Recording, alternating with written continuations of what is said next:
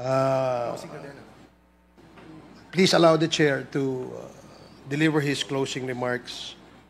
Halos isang taon na po ang nakalipas mula nang tayo ay magsimula sa Quadcom. Sa lahat ng ating mga nasaksihan, ano pa? Ika nga ng isang awitin, kamusta ka? Ano bang dapat sabihin pa? Maliwanag pa sa sikat ng araw, nalinlang ang sambayanang Pilipino. Tanging mga bagong makapili na lamang ang magsasabing hindi tayo nalinlang ng mga dayuhang Tsino. Tama sila, hindi tayo nalinlang. Tayo ang nalinglang ng ating mga sarili. Hindi lang sana kundi hindi lang sanla, kundi ibinenta tayo ng ating mga sariling kababayan. Ang ating mga kinabukasan, ang ating mga anak at ang bayan sa mga dayuhang kriminal. Walang iniwan kay Judas. Itinatwa si Jesus kapalit ng salapi. Kapalit ng pangako ng salapi at kapangyarihan. Ang mga bagong makapili ay kusang nagpaunlak at nagpaubaya.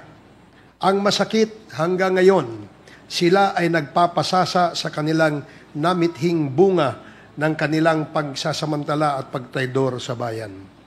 Sana sa mga natuklasan ng pagdinig ng Quadcom ay mayroon managot upang di na sila tularan pa. Sana ang mga kinaukulan ay makonsensya at panagutin ang mga naglapastangan sa bayan. Libo-libong inosenteng Pilipino ang nagbuwis ng buhay ng walang saysay para lamang kumita ng salapi ang mga traidor na ito. Libo-libong mga asawa, anak, kapatid at mga magulang ang naulila. Libo-libong biktima at sa para ano. Sa lahat ng ito, tahasan kong maisisigaw na hindi naging inutil ang Quadcom, ang kongresong ito at ang mga matatapang na saksi na ipakita natin sa buong mundo na tayo ay lumaban at nanindigan at nagpahayag ng katotohanan na walang takot. Na ipalabas natin ang tunay na kwento, hindi haka-haka, hindi katang-isip, hindi imahinasyon, hindi ginawa ang Quadcom upang mag-akusa lamang. Maraming nagsabi na pamumulitika lamang po ito ang ginagawa ng Quadcom. Ang katotohanan po ay ito. Noong isang taon, nag-iimbestiga ang iba-ibang komite. Ang dangerous drugs ay iniimbestigahan ang 3.6 billion shabu shipment na dinala sa isang warehouse sa Mexico, Pampanga. Ang public accounts ay iniimbestigahan ang tila maanumalyang bentahan ng mga lupain sa Pampanga kung saan mga dayuhang Tsino at mga halal na opisyal ang nasasangkot. Ang public order naman ay iniimbestigahan ang mga pogo kung saan ay maraming krimen ang nangyayari.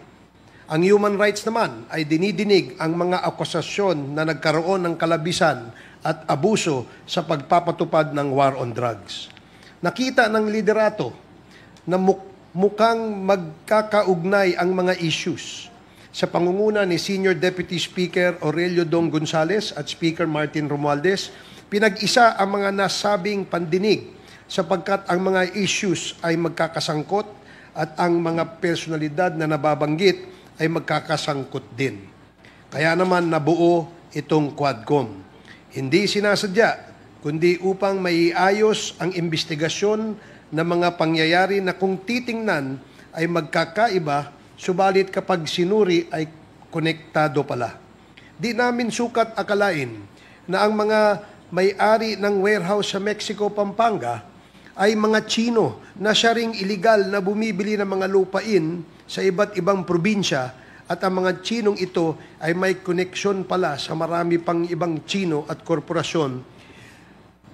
korporasyon nila na konektado sa pogo, sa illegal na droga, sa mga krimeng nagaganap kaugnay ng mga ito.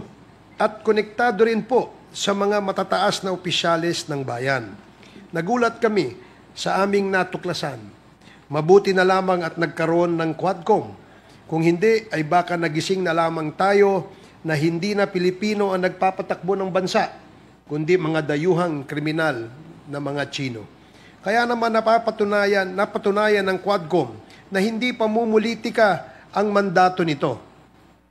Ang lahat ng resultang nakapaloob sa aming committee report ay hango sa mga kasulatan, sinumpaang salaysay at pahayag ng mga humarap sa mga pandinig, nag-aakusa man o mga inaakusahan.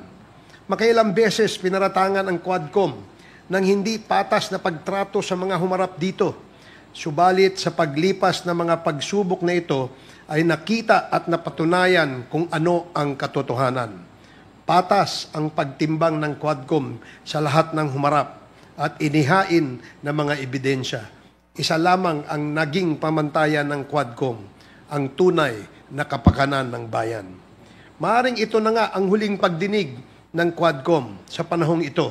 Subalit ang paghahanap ng katarungan ay magpapatuloy.